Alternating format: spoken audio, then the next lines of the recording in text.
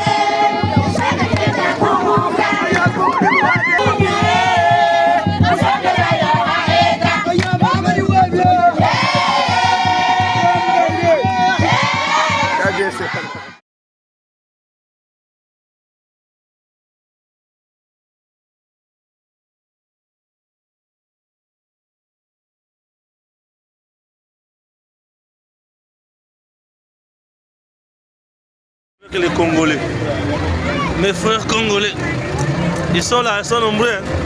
Voilà. Vous allez bien? Voilà. La République démocratique du Congo. Je suis avec mes frères congolais. Ils sont là. Voilà. Ça c'est le Congo. Congo mon pays. Ah oui. Waouh. Congo mon pays. Ah oui. Voilà, là c'était l'ambiance totale. Il y a enquête.com. Là c'est à l'intérieur du pays. Le journaliste d'investigation au Basala Moussala avec beaucoup de patriotisme. Bomoni bango sur terrain. Bali Tambola. Et Baza Sala Safari na bango. Bali Kota la population. Bali s'enquérir de la situation sur terrain. Là, vous avez vu et aperçu Stéphane Balamwange dans une ambiance totale avec Joël Kitenge et toute l'équipe sur terrain. Tala ebele ya koloba ezali na monoko ya bandeko botiko tala parce que ba découvrir makambo ebele ezana bandeko ba Jiramoka oyo pendant plus ou moins 18 ans et aussi les 4 ans. Ya Mouzé Kabila, modèle Batonga, modèle Bapanza, modèle Bapia, modèle Bazwa Bomengo Congo, Bakatisa na yango na mboka Bapaya pour construire de l'autre côté et bali kotika population toujours cause à la pauvreté et ça dérange nos cœurs. Il y aura des révélations et les enquêtes.com on a dit que eko sunga pe eko la musaba konzi ya lelo eko pesa bango une matière et aussi eko pesa mosala makasi na justice parce que belé a kokangama ba kokangama. Après les enquêtes.com, lorsque le dossier est sur table, bato ebele ya bolumbu na bango ekobima na polele. Bao bayibaki babenga yango détournement te eza moyibi. Boni ceux qui mwana ya moke ayebi bitabe na nzela bobengi yango moyibi, mais ceux komi le cas ya Matata Ponyo avec Bukangalonzo komi détournement non nyonso ya moyibi. Do ba o nyonso bayiba mabele ya Congo, bayiba mai ya Congo, bayiba banzete ya Congo, bakomisa banyama ya Congo ya bango, ba créer ba parc privé na bango. Bazwa les sols et les sous-sols nos richesses bakomisa yango ba propriété privée na bango tala ba onso ba aliko déambile ko tambo wana Kisasa bokende na Congo prend fort place enquête.com aliko salama bokomona ke ba o bazali ko dondo na Kinshasa baliko tonga ba immeuble na Kinshasa kuna ba kanga mabele et les sous-sols ya Congo place diamant place cuivre place cobalt ezali ko bima bali ko dondo kuna mosolo ezali ko na Kisasa et bazali ko tonga ba immeuble to ali ko embela bango to ali ko binela bango ba onyo so ba cheki makelele bato Katanga o baza banzambe ya Katanga o balingami na Katanga mais effectivement batikali ko sala eloko moko te na Katanga pendant qu'ils étaient des gouverneurs. Pendant que bazaki na ba poste de responsabilité na Katanga après les enquêtes.com to moni basali loko na Katanga te. Donc juste au bango basalaki basali ba mining na bango bazui mabele ya Congo bazui richesse ya Congo bazui ba minerai ya Congo o biso ba yi Congo man to ko exploiter yango pendant plus ou moins 50 ans 40 ans et bénéficier de la construction en Mboka et bénéficier de la bonne marche et aussi et koti na kati économie pe na budget en Mboka bango ba exploiter yango na 4 ans et koti sinde mosolo makasi na ba poche na bango ba komi ko sala yango ba tapage lelo ba futa ba mbongo na RFI pour salir l'image de la République ba futa ba mbongo na ba Jeune Afrique pour salir l'image de la République et ba liko keneti na ba France 24 pona ko bebisa image ya Mboka mosolo nyonso na bazui yango na mabele pe na se ya mabele ya Congo. Mais batongi te na Katanga, batongi na Lubumbashi te. Lola ba wana bali ko sala biso ba mise en scène eloko yali ko sala na lola ba te eloko ya na colosité wana za obele mise en scène ba kotisi makambo na montage na ordinateur balatisi yango elamba ya pembe balakisi biso ke bali ko sala mais sur terrain avec les enquêtes.com eloko sali ko sala mate. Alors il faut de fortes décisions au sommet de l'État. Babeta fimbo na bato bache sur terrain bali ko sala mosala basala mosala ceux bazana na capacité ko sala mosala te batiki na bandeko musu bazana na volonté ko sala mosala bakita sur terrain basala mosala parce que les résultats à banquette.com et la kisibiso ya mutuya ebele bimiseli biso ba vérité que vous allez découvrir aujourd'hui et surtout plus na tango ko RDC. Stéphane Balamwangi va parler, Joël Kitenge va parler et les images aussi de Gims Lukumu vont parler. La réalité sur terrain. De Belibiso film à Yesu, or muta tourna film à Yesu, on est à Yesu, te adoré, te kumiché. Or, c'était une idolâtrie. Donc c'est ce qui se passe aussi à niveau alors bah toi aliko adorer toi aliko kumisa bango na babilili ba aliko laksabiso mais nous descendons sur terrain, rien n'est fait. Il n'y a pas un mariage entre l'image vie à la télévision et la réalité sur terrain. Et voilà maintenant les enquêtes.com et la question sur réalité à terrain. Et coup de chapeau, naba soldats du peuple et les journalistes, éditorialistes au baliko sala mosala sur terrain.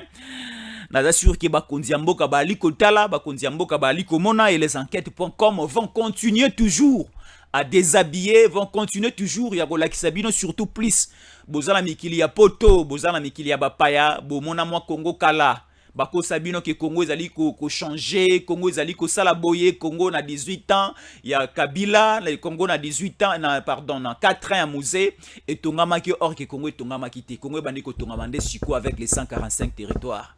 Les enquêtes.com va aussi vous apporter les réalités sur terrain sur les 145 territoires. Moussale aliko salama. Tala nenge population o ezali ko souffrir sur terrain. Maya comme les alités, nzela ezalité lotili ki ezate. Mais pendant que la province ya Katanga, c'est la province la plus riche, laissez-moi le dire. La province ya Katanga, je ne sais pas si je vais commettre l'erreur. La province ya Katanga, c'est la province la plus riche. Il y a République démocratique du Congo. Ceux qui ont partagé le même langage avec moi, écrivez ça sur commentaire. La province à Katanga est la province la plus riche. Mais ce qui na Katanga, richesse à Katanga, ils ont reflété, ils ont l'accepté loko mon côté, na biloko o nyon sotwali comme on na Katanga. Katumbi était là, à piller Katanga. Ba onyo sope balandie na sima, na ba bazaki likolo na eba piller Katanga, ba sali loko na Katanga te.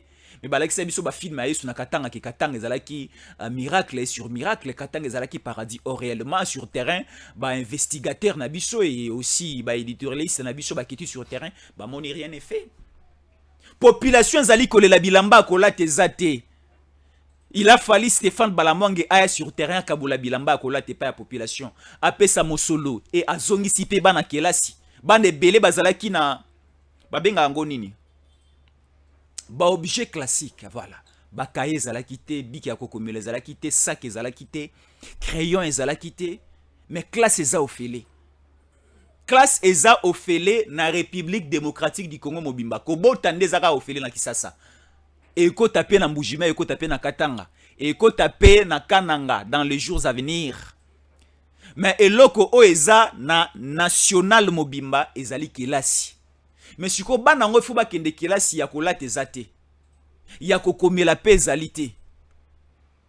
Le gouvernement et kozwa biloko nyonso en charge te. Mais bato ya bonne foi lokola ba Stéphane Balamwange ba pesi ba kaye, ba pesi ba sac, ba pesi ba bic, bana bazongi kelasi na esengo. Esali esengo na nation mobimba bande ko apoto pe ba beti maboko ba sepeli. Mais bazali ko sala yango na idée ya kobima ba député te, na idée ya komaka pe soki na ba poste mo boité. Bali ko sala yango par compassion, bali ko sala yango par passion, bali ko sala yango na bolingo o bazana yango na mboka na bango na population oyo bazana kati ekolo. Parce que j'ai entendu parler Stéphane Balamwange Joali qui tenga koloba bande ko nangande bangoyo. Bana o bazangi bilamba, ba mama oyo. Bazali kobota na sanzete. Dokotolo azalite même pas une femme sage ya koboti sa bango convenablement, babi bande ko na biso nde bango, babini na bango, balena bango. Bakaboli ya kokabola na bango ezalaki elengi makasi. Voilà, merci beaucoup. Là, c'était les enquêtes.com que vous venez de suivre. Alors, il y a encore un grand dossier que nous allons traiter. Alors, Tofongola Matoi. C'est ici que ça va barder. C'est ici que ça va barder. Nous sommes déjà là. Ce qu'il faut savoir,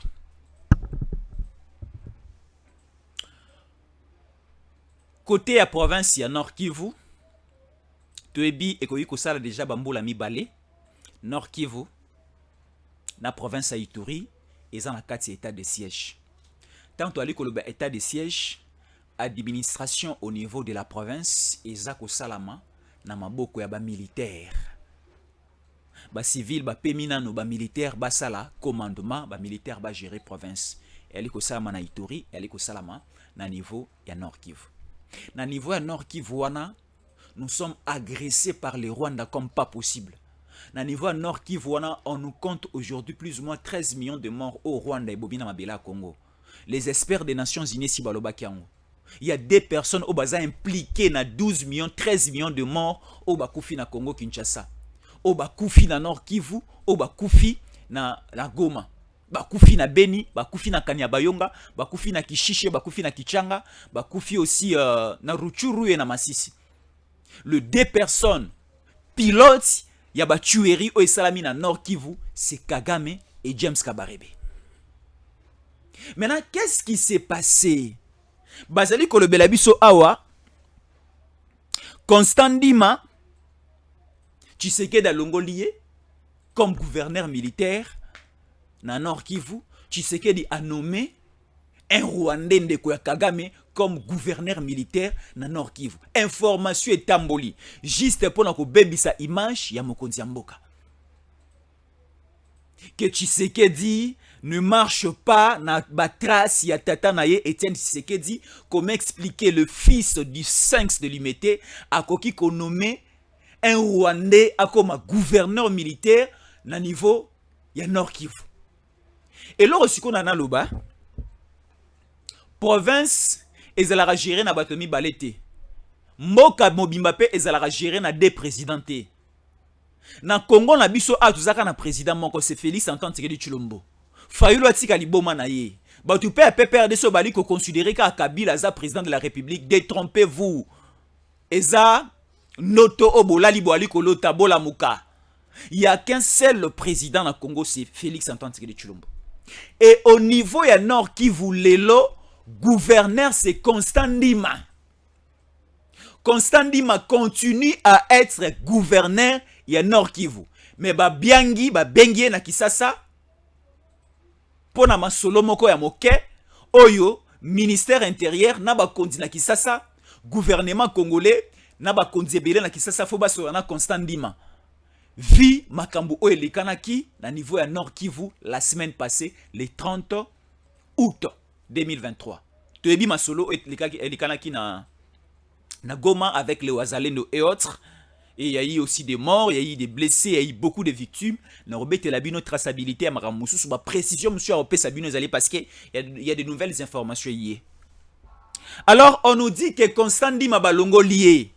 Mais le ministre de l'Intérieur vient de nous communiquer quelque chose. Merci beaucoup au VPM Peter Kazadi. RDC, Constant Ndima n'a pas été démis de ses fonctions.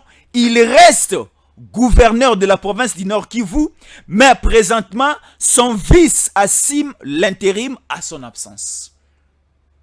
Na niveau ya Nord Kivu, tozalaki na Constant Ndima, militaire, yé aza soldat, yé ndazalaki gouverneur. Adjoint na yé aza policier, oto bengi vice-gouverneur. Yende siko atikale ali, intérimaire à l'absence ya Constant Ndima. Bako Sabiso que le chef de l'État Félix Antoine Tshisekedi Tshilombo a nommé un Rwandais Tutsi à la tête. Il y a Nord Kivu une façon à Kokabaka Nord Kivu mobimbe pa ya Kagame pa ya Rwandais. Ce n'est pas ça. Écoutez maintenant la révélation. Qu'est-ce qui s'était passé? Natangela bino pe na kombo ya moto babimisi libiso ya lokuta. Une façon kaka et le bomaka na ba RFI et le bomaka na ba Jeune Afrique et le bomaka na ba France 24 parce que mosolo o ba pia na Katanga. Mosolo o ba pia na mabele ya Congo yango nde ba futaka na ba médias internationaux wana pona kokosa pour déformer l'information et pour désorienter bayi kongomani o baza plus focus na mosala ya malamu o mokonzi mboka Félix Antoine Tshisekedi Tshilombo dali kosala. Qu'est-ce qui s'est passé les 30 août dans Nord Kivu? Alors le problème c'était quoi? Tala, nous tokomi esi tokomi na suka. Congolais azan a besoin Congolais nde a sécuriser. Congolais azan a besoin FARDC na yende et batela ye. Congolais azan a besoin police na yende et batela ye. Na ye, na biloko, na mondelo ekolo, na frontière na biso. C'est ça les soucis des Congolais. Alors ba habitants à Goma, souci na bango ezalaki MONUSCO et sali a plus ou moins 18 ans, 19 ans, 20 ans na mabele à Congo, mais toi ali comment on a résulté à malamu mosala la présence na bangote.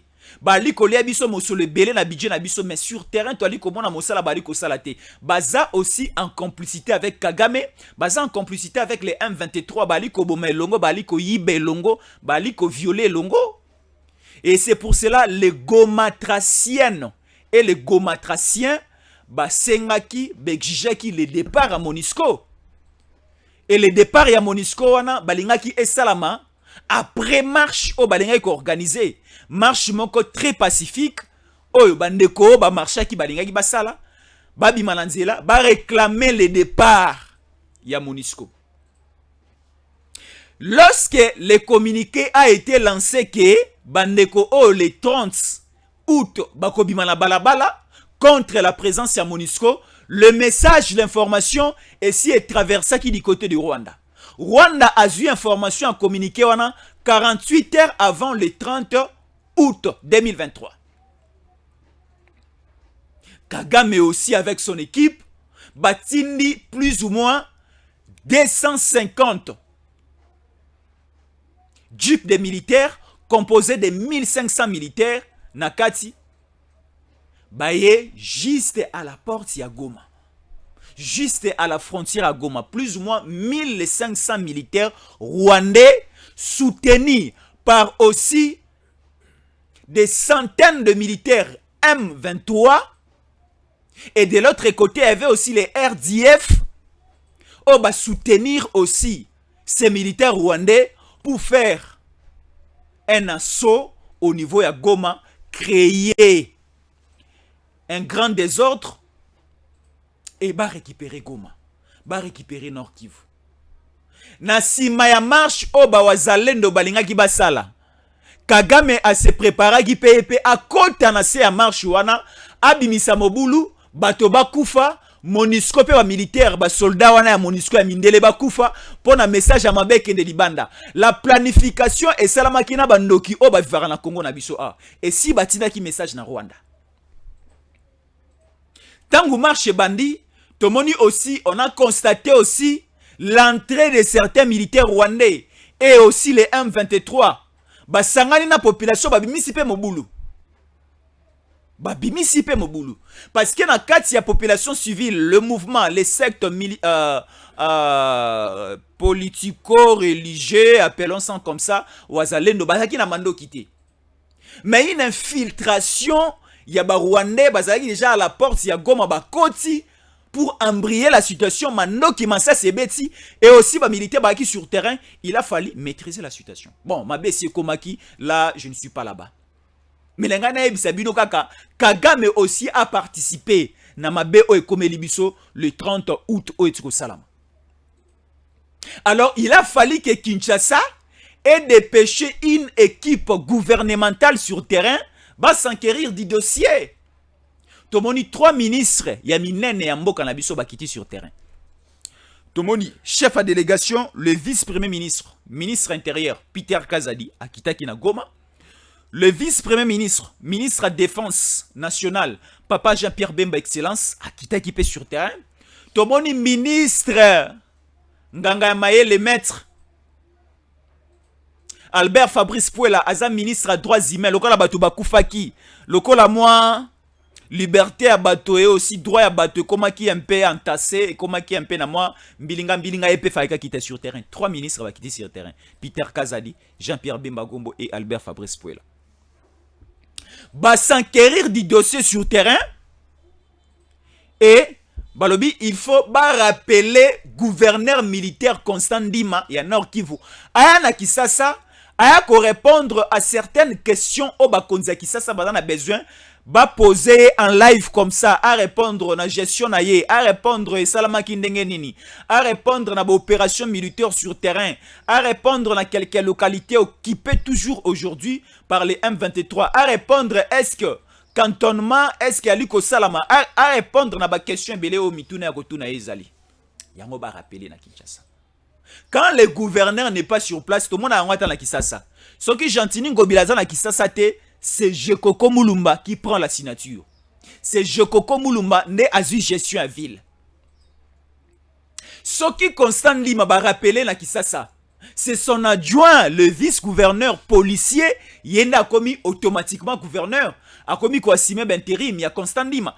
Mais il y a un faux document qui vient de sortir ici pour tromper la population congolaise Koko Sabiso que, à l'absence il y a Constant Lima, Mokonzi Ekolo a nommé un nouveau gouverneur militaire rwandais juste pour que akabela définitivement Rwanda Kagame le kola za na besoin mabele à Congo Rwanda. Bota la seconde bali Koko Sabiso. Bota la ndenge bali Koko Sabiso na lokasa oyo. Voilà, babimisi na kombo na RDC. Le général-major Ndoura Jacques Chalingonza, le chef d'opération adjoint des renseignements FARDC, est nommé comme gouverneur militaire au Nord Kivu. Faux, archi faux. Il est toujours dans ses opérations sur terrain et il assure aussi les renseignements militaires sur terrain. Renseignements militaires dans la motu ya makasi.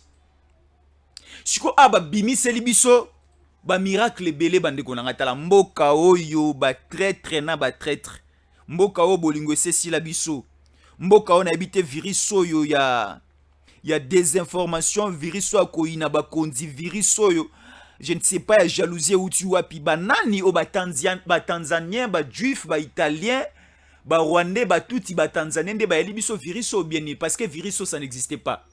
Et bien quand subitement na mboka na biso to ebara maladie mon rote comme na ngoso ki coronavirus. To la na tongo to la muka to ki coronavirus. Et bandaka na ntsele. O Belge moro bondai ki nango akiti na aéroport Anjili ba confiné du côté ntsele ti et pendant ki ça do monde mo beboma ba te belé. Siko virus ça mabe wana nde lisusu o ba dongolo miso ba opposant ba liko mi benga ba congolais ba congolais tinde ba créer les biso. To eba ba tata na bino siko to eba maman na bino siko. Ici on nous dit que nali kotanga pour que to meke un peu ko déformer au bango balobi bali ko confirmer biso geza ya solo. Bali ko boya ke Tshisekedi aza Moïse à République démocratique du Congo. Quand je parle de Moïse, je ne fais pas allusion à ndeko o boali ko bozali ko kanisaki na liko kanisizaye, boali ko kanisaki na liko lobelezaye. Quand je parle que Tshisekedi Félix et le Moïse du Congo, cela veut dire c'est lui qui est venu libérer la République démocratique du Congo au Ezaki na maboko à Pharaon, na maboko égyptien pendant plusieurs années. Tomoni ba Israélites ba bimi na captivité na boumbu n'esclavagisme na maboko à Pharaon ba kati si mer rouge ba komiti na terre promise. Et si to kati ki mer rouge to za nzela kala mingi te la terre promise mboka nelaka ezali boso na biso Kana. Nous allons arriver là-bas avec Félix Antoine Tshisekedi Tshilombo. Alors, on nous dit ici que Tshisekedi vient de nommer un nouveau gouverneur militaire à la tête de la province du Nord Kivu, un ancien rebelle du M23, mis en prison par JKK. Tala le kuta boye bande konanga toyoka ngote. Toyoka le kuta o te na tangi yango po biso toyoka me toboya kondima yango. Bali ko yebisa biso que le président Félix a nommé un nouveau gouverneur militaire à la tête du Nord Kivu, un ancien prisonnier. Oyo Aza M23 Kabila Kanga Kaya Tchaka na prison, il est de la nationalité rwandaise. Boni Tshisekedi à cause de l'Ouganda, je ne pense pas. Les sons c'est bon là-bas. OK, merci. Neba Yisibiso, un ancien prisonnier de JKK Joseph Kabila Kabange Eza Lokuta. Ba Yisibiso lisusu que soi-disant gouverneur militaire à Sika Oya Nord Kivu, il est ancien du CNDP, adjoint de Tanganda. Il est aussi ancien de RCD Goma. Il est aussi ancien de RCD KML, de Mboussa Namouissi. Il est aussi ancien de FPCD. De qui? De Thomas Lubanga. Mis en prison sous JKK, libéré avec Benjamin. Et aussi actuel secrétaire exécutif du M23 en 2020 par grâce présidentielle, sauf pour ceux qui continuent à croire. Le kutana marambono sobotiko. Le kutana. Donc pour ne pas aller loin, au niveau du Nord Kivu, il n'y a qu'un seul gouverneur Otoebi, c'est Constant Ndima. Il n'y a pas une ordonnance nommant un nouveau, je ne sais pas dans tout le bandengeni. Parce que on a eu Kotanga, la mise en place, il y a un gouverneur. La mise en place, il y a un bourgmestre. La mise en place, il y a un AT, administrateur de territoire. La mise en place aussi, il y a un maire de ville. Et ça, à niveau du ministère intérieur, après la nomination au niveau du président de la République. Président de la République n'est un nommera gouverneur militaire. Après élection de gouverneur au sein des assemblées provinciales, ordonnance ya mokonzambo kandepe et kotisaka ba gouverneur wana musala na ba province na bango parce que ba gouverneur baza ba représentant et chef de l'État na ba différentes provinces na bango. Mais la mise en place après l'ordonnance du chef de l'État et pas ba AT, ba administrateur du territoire, ba bourgmestre, ba maire de la ville, ba gouverneur, mise en place na bango pour ba banda siko effectivement musala pouvoir raison na maboko na bango et ça la mara au niveau du ministère intérieur, c'est le ministre de l'intérieur né à ça la mise en place ya ba gouverneur, il y a ba administrateur du territoire, il y a ba maire de la ville, né à ba bourgmestre, né à ba bourgmestre adjoint. Mais siko awa mokonzi Peter Kazadi ministre intérieur ali ko yebisa biso ke au niveau ya Nord Kivu Jacques Nduru bayali ko yebisa biso ke ceux qui rwandais ceux qui nani ceux qui donc c'est-à-dire il n'est pas gouverneur militaire au sein du Nord Kivu. Bali Koko Sabiso, Bali Kolobela Biso, un document qui vient de sortir, un ancien du M23, un ancien de RCD Goma, un ancien de RCD KML. Nani a Biso RCD Goma, awa pesa bangona kibokonji. Nani. Mais RCD Goma c'est pour Rouberois. Rouberois fit le vice-président de la République d'Amboka. On a Biso toyebi l'histoire avec les 1+4. Le RCD KML c'est pour Mboussa Namouissi. Toyebi biso nyonso. Bali Koko Sabiso CNDP. Bali Koko Sabiso avec le Thomas Lubanga awa son mouvement c'est FPC. FPIC. Il fit.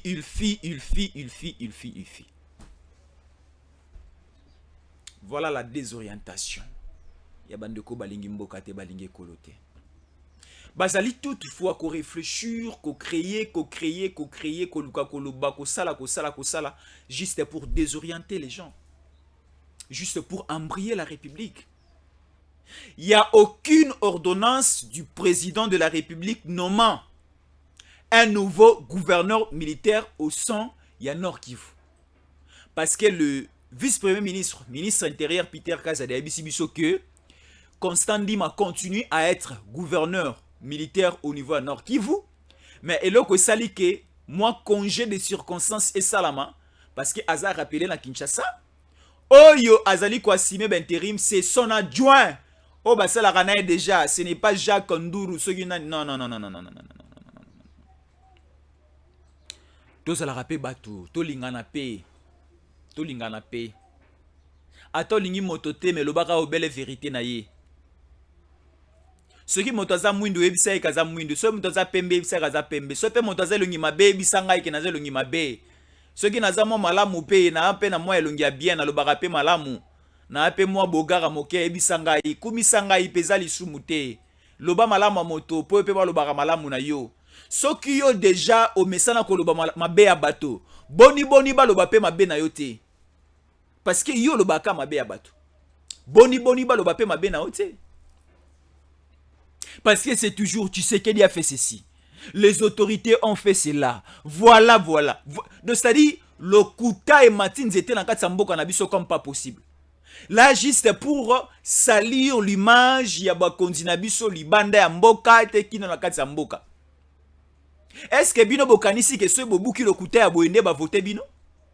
Est-ce que Bino Bokanisi, ce qui bobu qui le Kouta a boyé, ne bobimi ba président de la République d'Amboka? Oh, est-ce que Bino Bokanisi ce bobu qui le coûtait abonné bozu majorité parlementaire en élection à décembre?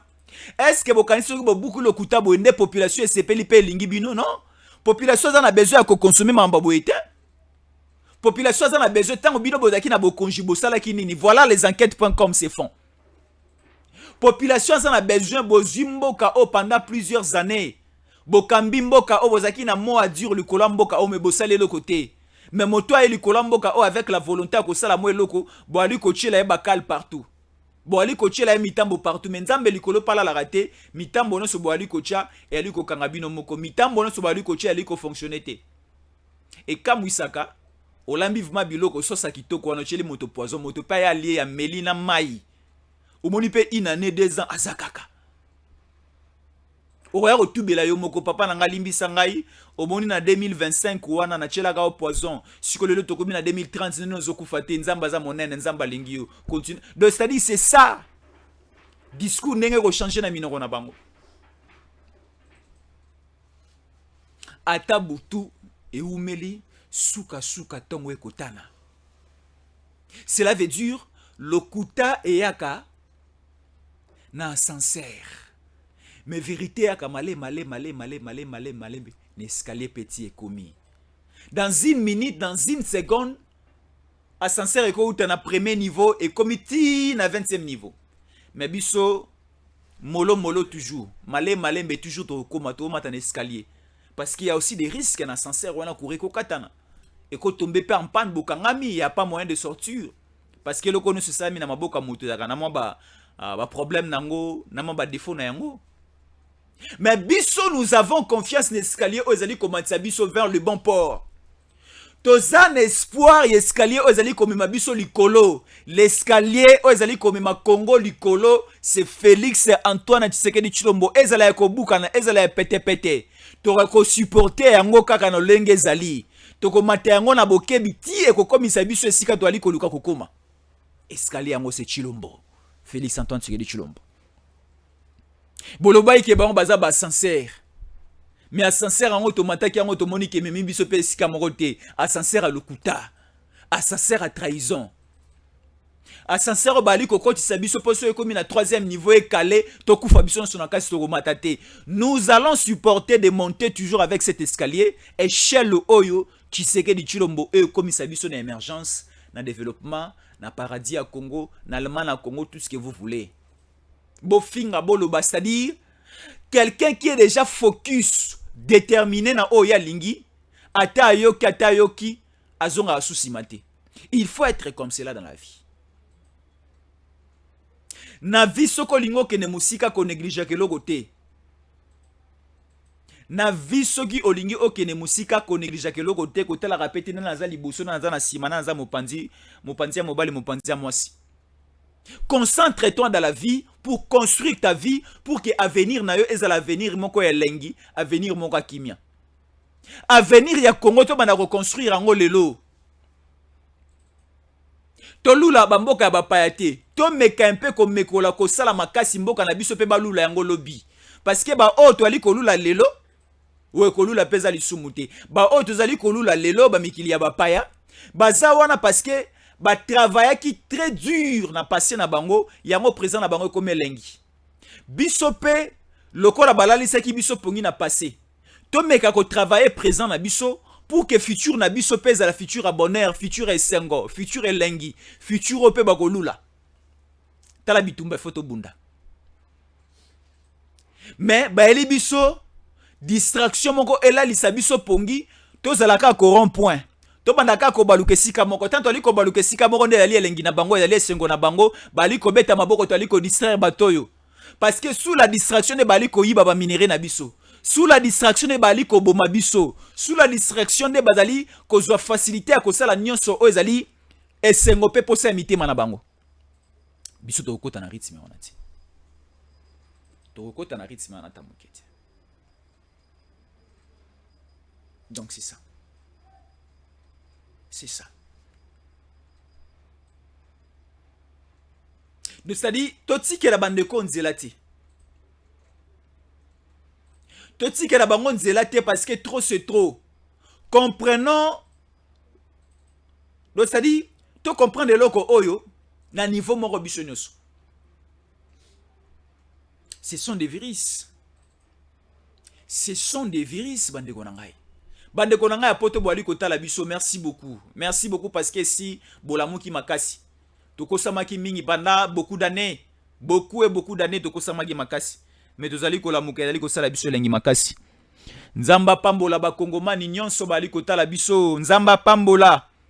Bande konoso baza na Goma, bande konoso baza na Ruchuru kimia nzambe za na bino, bande ko bali kolanda biso depuis Sud Kivu aussi. Il y a quelqu'un qui vient de m'envoyer quelque chose ici que je vais rapidement lire. Bande ko Sud Kivu, salutations spéciales à vous. Voilà, RDC. Une autre vague de militaires burundais déployés au sud Kivu. Ces militaires sont localisés dans le village Minyeuma, Kiliba, Runingu et Sange. Dans les Ruzizi, des sources sécuritaires affirment que ces déploiements inscrits dans le cadre des Task Force FARDC FDNB pour attaquer les rebelles burundais des raids Tabaré dans la région frontière entre Burundi et la République démocratique du Congo.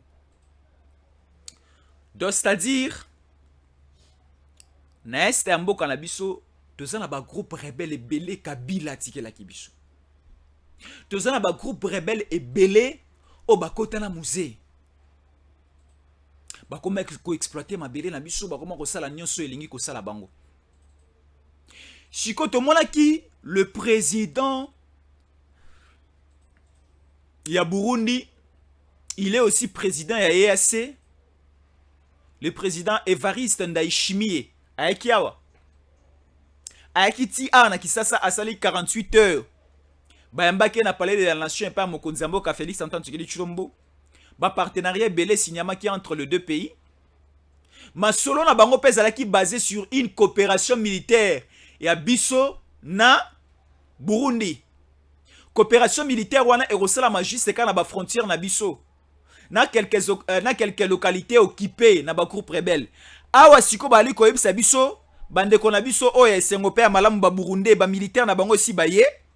Batengele biso na ba localité na ba village oyo si ba koti bali ko travailler en partenariat. Tala. Baza bango morote baza na ba FARDC bali ko sala musana ba FARDC bali ko ndongwana na ba rebelle wana ensemble na ba FARDC. Donc chez nous c'est les FARDC, c'est la FARDC et de l'autre côté à Burundi c'est FDNB. Basangani na ba FARDC basali casque force moko. Task force pardon.